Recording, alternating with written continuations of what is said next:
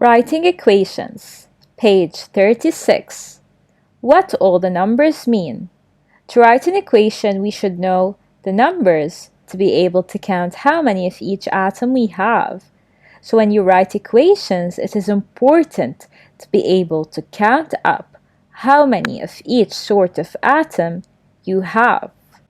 In particular, you must understand the difference between big numbers written in front of formula, such as 2 in 2HCl. So it's very important to differentiate between the big numbers like the 2 in 2HCl and small numbers like 4 in CH4.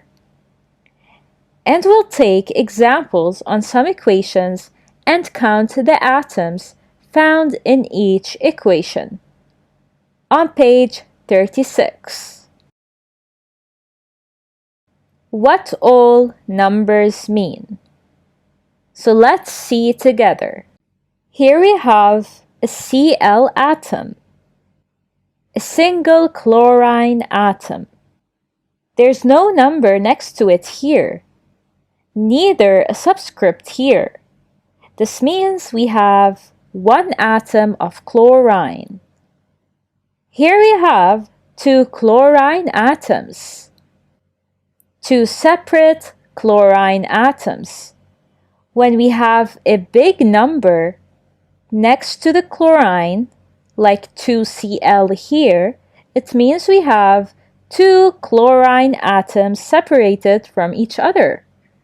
So when we have two separate chlorine atoms, the symbol will look like that, 2Cl.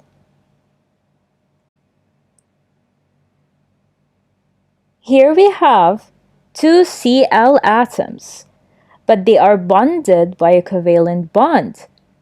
So we have two chlorine atoms joined together by a covalent bond. The symbol is Cl2. 2 is a subscript, since the two atoms are bonded. However, here, there's no bond, so it's 2Cl. And if we go back here, we have a bond, so it's Cl2. We should know how to differentiate between the numbers.